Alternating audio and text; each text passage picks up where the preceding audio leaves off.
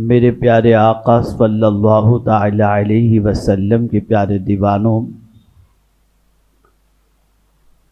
آپ اچھی طریقے سے اس بات سے واقف ہیں کہ اس وقت پوری دنیا میں ایک بڑی تعداد انسانوں کی اور اس میں بھی خاص طور پر مسلمانوں کی بہت ساری تکلیفوں کے اندر گرفتار ہے۔ عام طور پر تکلیف اور مصیبت میں گرفتار مسلمانوں کو دیکھ کر کبھی کبھی انسان یہ کہنے پر آمادہ ہوتا ہے کہ شاید اللہ عز و جل ان سے ناراض ہے، اس لیے انہیں مصیبتوں میں گرفتار کیا اور یہ تکلیفوں کی وادیوں سے گزر رہے ہیں۔ ہم میں کہ بہت سارے لوگوں کے سامنے ایسے افراد آتے ہیں جو کئی مصیبتوں میں گرفتار ہوتے ہیں۔ وہ مسلمان ہوتے ہیں، نیک نمازی بھی ہوتے ہیں، پرہیزگار بھی ہوتے ہیں، گناہوں سے بچنے والے بھی ہوتے ہیں، لیکن انہیں مصیبت آتی ہے۔ اور بہت سارے عبادت گزار مسلمان مصیبتوں کی وجہ سے یہ کہتے نظر آتے ہیں کہ یار جو لوگ گناہ کرتے ہیں وہ بڑے مزے میں ہیں، ہم لوگ سیدھے راستے پر چل رہے ہیں تو مصیبتیں ہمارے دروازے پر دستک دیتی ہیں۔ آج آپ کو حیرت ہوگی کہ میری گفتگو کا موضوع کیا ہے۔ یہ سن کر میری گفتگو کا موضوع ہے مصیبت بھی اللہ کی بہت بڑی نعمت ہے۔ مصیبت بھی اللہ کی بہت بڑی نعمت ہے۔ اللہ ہر کسی پر مصیبت نہیں نازل کرتا۔ اگر آپ کے سامنے میں بخاری شریف کی ایک حدیث مبارکہ رکھوں تو آپ کی عقل دنگ رہ جائے گی، اور پھر رسول گرامی وقار صلی اللہ علیہ وسلم سے لے کر صحابہ کرام علیہم الرضوان تک، اور صحابہ کرام علیہم الرضوان کے بعد سے لے کر آج تک اولیاء کرام اور دینداروں کی زندگی کو دیکھنے کے بعد آپ یہ محسوس کریں گے کہ کیا اللہ عز و جل ان سے ناراض ہے، یا مصیبتیں اللہ نے اس لیے دی ہیں تاکہ اللہ عز و جل ان سے بھلائی کا ارادہ فرماتا ہے۔ میں کوئی اور کتاب کی حدیث نہیں، میں بخاری شریف کی حدیث آپ کی سماعتوں کے حوالے کرتا ہوں تاکہ آپ محسوس کر سکیں کہ اللہ کس پر مصیبتیں نازل کرتا ہے اور کس کو مصیبتوں میں گرفتار کرتا ہے۔ بخاری شریف کی حدیث رسول اعظم صلی اللہ علیہ وسلم نے ارشاد فرمایا، من یرید اللہ بہ خیرا یصب منہ او کما قال، اللہ عز و جل جس بندے سے بھلائی کا ارادہ کرتا ہے اس کو مصیبتوں میں گرفتار کر دیتا ہے۔ جب پروردگار کسی بندے سے بھلائی کا ارادہ کرے تو اللہ اس بندے پر مصیبتیں نازل کرتا ہے، تکلیفیں نازل کرتا ہے۔ آپ ذرا سوچو، آخر مصیبتوں میں کون سی نعمتیں چھپی ہوئی ہیں اور مصیبتوں میں کون سی راحتیں چھپی ہوئی ہیں۔ اللہ اکبر۔ مسلم شریف کی حدیث ہے، آقا کریم صلی اللہ تعالی علیہ وسلم ارشاد فرماتے ہیں، جو لوگ دنیا کے اندر مصیبتوں میں گرفتار رہے، پریشانیوں میں گرفتار رہے، تکلیفوں میں گرفتار رہے، کبھی مرض کے اندر گرفتار رہے، کبھی مالی تنگی میں گرفتار رہے، کبھی موت کی وادیوں سے گزرتے رہے، کبھی ان کے بچوں کی تکلیف کی وجہ سے وہ گرفتار رہے، ان ساری تکلیفوں کے عوض کے اندر ایک وقت آتا ہے بندہ اس دنیا سے چلا جاتا ہے۔ آقا کریم صلی اللہ علیہ وسلم فرماتے ہیں، قیامت کے دن اس مصیبت میں گرفتار بندے کو اللہ عز و جل ایک درخت کے نیچے جگہ عطا فرمائے گا، جس درخت کا نام ہے شجرۃ البلوہ، مصیبتوں کا درخت۔ اللہ اکبر۔ اس درخت کے نیچے وہ بندے وہاں موجود ہوں گے اور اللہ عز و جل ان پر اتنی انعام و اکرام کی بارشیں نازل کرے گا کہ جو لوگ دنیا کے اندر آرام سے زندگی گزارتے تھے وہ سوچیں گے اور وہ غور کریں گے کہ کاش کہ دنیا کے اندر ہمارے وجود کو کینچیوں سے کاٹا جاتا اور تکلیف کی وادیوں سے گزارا جاتا تو آج ہم بھی اس درخت کے سائے میں رہ کر کے اللہ کی نعمتوں کے مزے حاصل کرتے۔ مصیبتیں توڑنے کے لیے نہیں آتی، مصیبتیں خدا سے جوڑنے کے لیے آتی ہیں۔ میں آپ کو ایک بات سناؤں تو آپ کی عقل دنگ رہ جائے گی، دونوں کے درمیان مکالمہ ہوتا ہے۔ بیماری اور دنیا دونوں آپس میں بات کرتے ہیں۔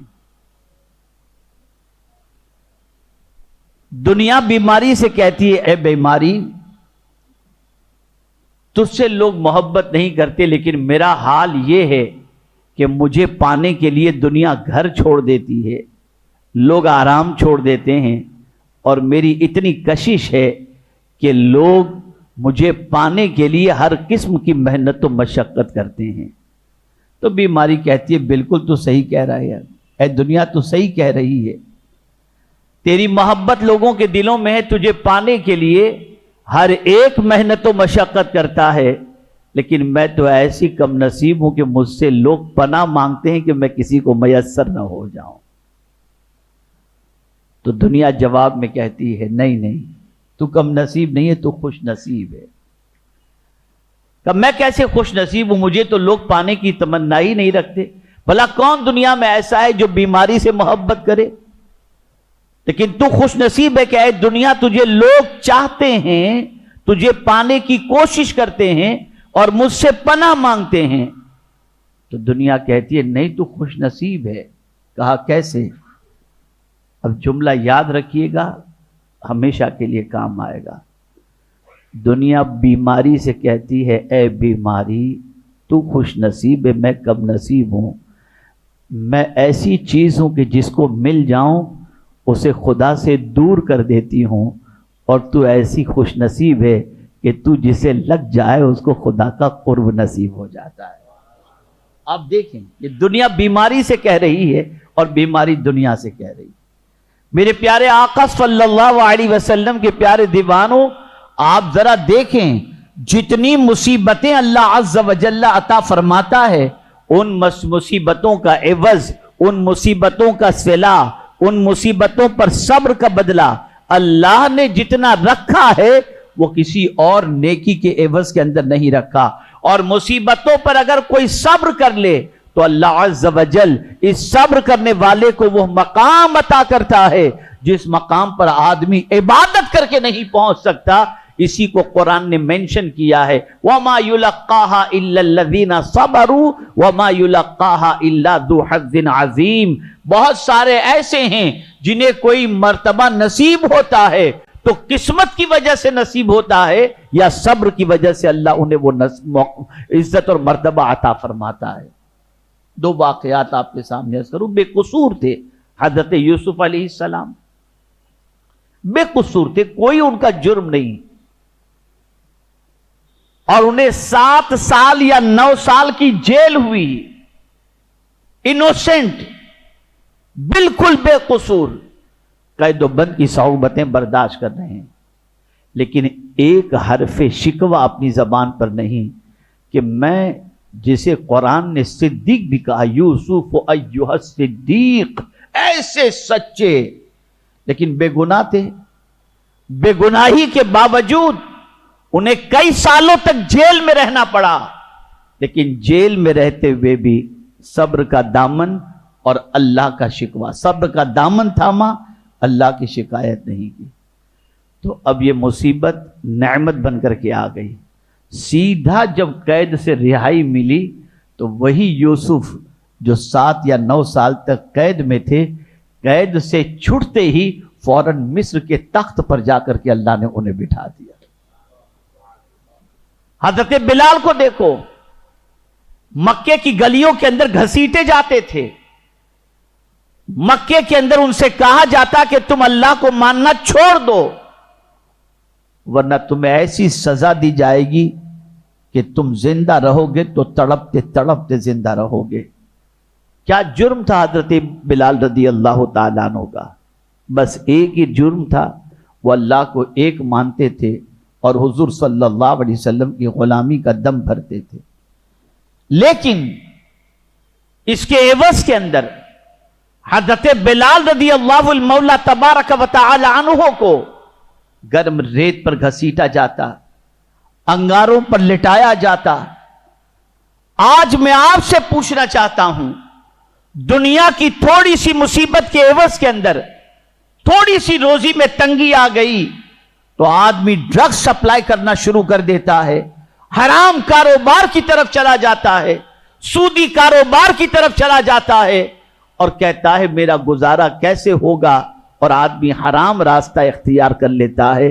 میں پوچھنا چاہتا ہوں، حضرت بلال رضی اللہ المولا تبارک و تعالی عنہ کو گرم ریت پر گھسیٹا جا رہا تھا اور ان سے کہا جا رہا تھا ایک اللہ کو ماننا چھوڑ دو، دامن محمد صلی اللہ علیہ وسلم چھوڑ دو ورنہ تم زندہ تو رہو گے لیکن تڑپ تڑپ کر کے تمہیں زندگی گزارنی پڑے گی۔ حضرت بلال نے مصیبت برداشت کی اور گرم ریت پر اور انگاروں پر بھی کہتے رہے احد احد احد، میرا اللہ ایک ہے، میرا اللہ ایک ہے، میرا اللہ ایک۔ آپ ذرا سوچیں، بظاہر انسان یہ سوچتا ہے جیسا کہ آج کے دور میں بھی مسلمان سوچتے ہیں۔ ابھی تازہ ترین واقعہ میں بتاؤں، میں بھروچ میں تھا، مجھ سے ایک ہماری تحریک کے ذمہ دار نے، ہم لوگ بیٹھے ہوئے تھے، ایک نوجوان بیٹھا ہوا تھا جو کہہ رہا تھا کہ میرے لیے دعا کریں کہ اللہ عز و جل کوئی اچھی لڑکی عطا کر دے۔ تو میں نے کہا یار تم پڑھے لکھے ہو، تم کو لڑکی کیوں نہیں مل رہی؟ تو ہمارے ساتھی نے جواب دیا کہ حضرت اس کی وجہ سے ایک بہت اچھی دیندار فیملی کے اندر بھی جب رشتے کی بات کی گئی تو لڑکی کہتی ہے میں شادی تو کر لیتی اس سے لیکن اس کے چہرے پہ داڑھی ہے۔ یہ حال ہے ہمارے، اور اسے دیکھ کر آدمی سوچتا ہے کہ دین سے رابطہ کم کر دو، دین سے تعلق کم کر دو ورنہ بہت ساری مصیبتیں آئیں گی، بہت ساری تکلیفیں آئیں گی۔ میں آپ سے پوچھنا چاہتا ہوں حضرت بلال کی کو جو تکلیف تھی کیا ویسی تکلیف ہمیں ہے؟ نہیں، لیکن بلال جانتے تھے کہ آج یہ مصیبت ہے کل یہ راحت میں تبدیل ہوگی، اور حضرت بلال رضی اللہ تعالیٰ عنہ نے برداشت کیا، صبر کیا، مصیبتوں کو جھیلا۔ تو کوئی انہیں آزاد کرانے والا ہو یا نہ ہو، مدینے کے تاجدار ارواحنا فدا ہو صلی اللہ علیہ وسلم حضرت بلال کو اس کے آقا سے آزاد کرانے کے لیے صدیق اکبر کے شریک بن گئے، اور صدیق اکبر رضی اللہ تعالیٰ عنہ نے حضرت بلال کو آزاد کرایا۔ اور وہی بلال جو مکے کے اندر گرم ریت پر گھسیٹے جاتے تھے، اللہ نے وہ عزت عطا کی کہ قیامت تک ہر ماں یہ چاہے گی کہ میرے بیٹے کا بھی نام اللہ بلال رکھنے کی مجھے توفیق عطا فرمائے۔ میں آپ سے پوچھنا چاہتا ہوں یہ بلال کو مرتبہ ملا کیسے؟ مصیبتوں پر صبر کرنے کی وجہ سے، مصیبتوں کی وادیوں سے گزرنے کی وجہ سے، تکالیف کو جھیلنے کی وجہ سے، اور ان تکالیف کے اندر کوئی غلط راستہ اختیار کرنے کی بجائے پروردگار جل جلالہ کی بارگاہ سے دامن صبر کے بھیک مانگنے کی وجہ سے۔ اللہ اکبر! آپ ذرا سوچو، بہت ساری اچھی آواز والے دنیا میں تھے، بہت سارے اچھے رنگ والے بھی دنیا کے اندر موجود تھے، لیکن قربان حضرت بلال کی عظمت پر کہ وہ اذان نہ دیں تو صبح نہیں ہوتی تھی۔ کیا تاثیر تھی ان کی اذان میں، کیا روحانیت تھی ان کی اذان کے اندر۔ میں پوچھنا چاہتا ہوں یہ مرتبہ اللہ نے حضرت بلال کو کیسے عطا فرمایا؟ وہ مصیبتوں سے گزرنے کے بعد، تکالیف کی وادیوں سے گزرنے کے بعد، دامن اسلام کو مضبوطی سے تھامنے کے بعد، صبر کے دامن کو پکڑ لینے کے بعد۔ اب ایک واقعہ میں عرض کروں جس سے آپ اندازہ لگا سکیں گے کہ حضرت بلال رضی اللہ تعالیٰ عنہ اس بلند مرتبے پر پہنچے کیسے۔ صبر تو کیا انہوں نے اور بلندی کتنی عطا فرمائی. اللہ اکبر. جب رسول گرامی وقار صلی اللہ تعالی علیہ وسلم فاتح مکہ بن کر مکہ مکرمہ کی سرزمین پر داخل ہوئے، وہی مکہ جہاں پر رسول اعظم صلی اللہ علیہ وسلم کے لیے زندگی گزارنے پر بے شمار تکلیفیں ان کے دروازے پر دستک دیتی تھی، راہوں میں کانٹے بچھائے جاتے تھے. آج اللہ نے وہ موقع عطا کیا کہ پیغمبر رحمت صلی اللہ علیہ وسلم فاتح مکہ بن کر مکہ مکرمہ میں داخل ہو رہے ہیں. کعبے کے قریب پہنچے، نماز کا وقت ہوا. ابو بکر بھی موجود، فاروق اعظم بھی موجود، عثمان غنی بھی موجود، مولا علی بھی موجود، اور ایک بڑی تعداد صحابہ کرام علیہم الرضوان کی وہاں پر موجود. اذان کا وقت ہوا. اللہ کے پیارے حبیب ارواحنا فداہ صلی اللہ علیہ وسلم نے حضرت بلال سے فرمایا، بلال کعبے کی چھت پر چڑھ کر کے اذان کہو. بلال کعبے کی چھت پر پہنچتے ہیں اور جیسے ہی کہتے ہیں اللہ اکبر اللہ اکبر، صدیق اکبر جو کعبے کے قریب کھڑے تھے ان پر غشی طاری ہوتی ہے، بے ہوش ہو کر کے گر جاتے ہیں. فاروق اعظم نے سہارا دیا. سیدنا بلال اذان کہتے جا رہے ہیں، کلمات پڑھتے جا رہے ہیں، اور صدیق اکبر رضی اللہ تعالیٰ عنہ بے ہوش پڑے ہوئے ہیں. اذان مکمل ہوئی. فاروق اعظم رضی اللہ تعالیٰ عنہ نے صدیق اکبر کو کسی طرح ہوش میں لانے کی کوشش کی.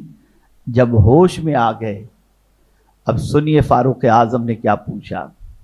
عرض کرتے ہیں ابو بکر، اذان تو پہلی بار تم نے بلال سے نہیں سنی، بلال تو اس سے پہلے بھی اذان کہتے تھے، لیکن آج بلال کی اذان سن کر تم پر غشی کیسے طاری ہو گئی، تم بے ہوش کیوں ہو گئے؟ جواب سنیے صدیق اکبر کا. ارشاد فرماتے، عمر تم بھی اپنے قبیلے کے بڑے ہو، میں بھی اپنے قبیلے کا بڑا ہوں، عثمان بھی اپنے قبیلے کے ذمہ دار ہیں، علی بھی اپنے قبیلے کے ذمہ دار ہیں، اور بھی بہت سارے یہاں پر موجود ہیں، لیکن میں حیران ہوں یا اللہ کہ ہم اور تم کعبے کے قریب کھڑے ہیں اور بلال اتنا خوش نصیب ہے کہ کعبہ خود بلال کے قدموں کو چوم رہا ہے. حضرت بلال کعبے کی چھت پر تھے نا، تو قدم کعبے کے اوپر تھے. تو بلال کتنا خوش نصیب ہے کہ بلال کے قدموں کو کعبہ چوم رہا ہے.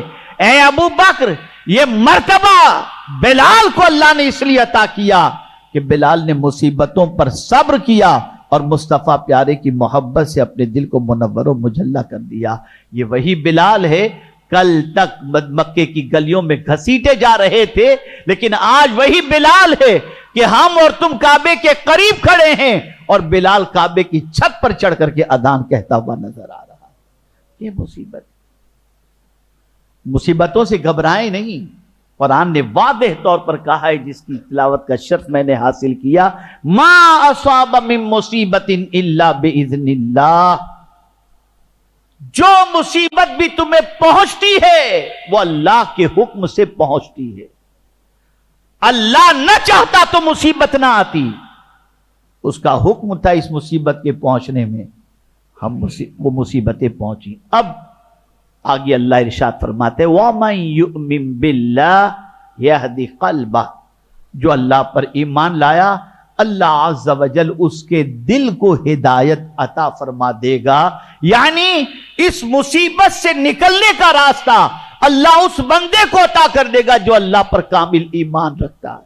میرے پیارے آقا صلی اللہ تعالی علیہ وسلم کے پیارے دیوانوں، اس لیے ہمیشہ کے لیے یہ بات ذہن میں محفوظ کر لیں کہ مصیبتیں، جملہ یاد رکھیے گا، مصیبتیں توڑنے کے لیے نہیں آتی، اللہ سے جوڑنے کے لیے آتی ہیں. تو مصیبتوں سے گھبرانا نہیں چاہیے، اللہ سے صبر، اور یہ بھی نہیں کہ اللہ سے مصیبتیں مانگیں تاکہ درجہ بلند ہو. نہیں، حضور نے فرمایا اللہ سے عافیت کا سوال کرو، عافیت مانگو اللہ سے. اور اگر اللہ نے مصیبت لکھ دی ہے اور آ جائے تو شور نہ مچاؤ، اللہ کا شکوہ نہ کرو، صبر کرو، اور کوئی ایسا راستہ اختیار نہ کرو اس مصیبت سے نکلنے کے لیے جو ناجائز ہو، جو حرام ہو، جو اللہ کا ناپسندیدہ ہو۔ ایسا راستہ مصیبت سے نکلنے کے لیے مت کرنا۔ اگر تم صبر کرو گے تو اللہ تعالیٰ مصیبتوں سے نکلنے کا راستہ بھی تمہیں عطا فرما دے گا۔ اور مصیبتیں اس لیے آتی ہیں کہ تم ان مصیبتوں سے صبر کر کے گزر جاؤ گے تو اللہ تعالیٰ تمہیں وہ نعمت عطا کرے گا جو عبادت کرنے والوں کو بھی میسر نہیں۔ اور حدیث مبارکہ کی یہ الفاظ جو ایک مصیبت زدوں کے سلسلے میں تشفی اور تسلی کا کام انجام دیتے ہیں کہ پیغمبر رحمت صلی اللہ علیہ وسلم نے فرمایا من یرید اللہ بہ خیرا یصب منہ، اللہ جس بندے سے بھلائی کا ارادہ کرتا ہے اس کو مصیبتیں پہنچاتا ہے۔ اب دیکھیے دو چیزیں عرض کر دوں۔ اللہ والوں کا حال یہ تھا کہ نعمتیں ملتی تھی تو انہیں اتنی خوشی نہیں ہوتی تھی، لیکن تکلیفیں آتی تھی تو انہیں خوشی ہوتی تھی۔ توجہ چاہوں گا، اللہ والوں کو نعمتیں ملتی تھیں تو اتنے خوش نہیں ہوتے تھے، تکلیفیں آتی تھیں تو بہت خوش ہوتے تھے۔ ان سے پوچھا گیا حضرت تکلیفوں میں آپ اتنے خوش کیوں ہوتے ہیں؟ تو جواب دیتے ہیں نعمتوں کا طلب کرنا یہ تو ہماری بھی خواہش ہے نا کہ اللہ ہمیں نعمتیں عطا فرمائے، لیکن ہماری طلب تو یہ نہیں ہے کہ اللہ ہم کو مصیبت عطا فرمائے۔ مصیبت تو صرف اللہ کے چاہے ہی سے آتی ہے، تو ہم اس بات پر خوش ہیں کہ جو اللہ نے چاہا وہ ہمیں نصیب ہو رہا ہے، جو اللہ نے چاہا وہ ہمیں نصیب ہو رہا ہے۔ اے رسول اعظم صلی اللہ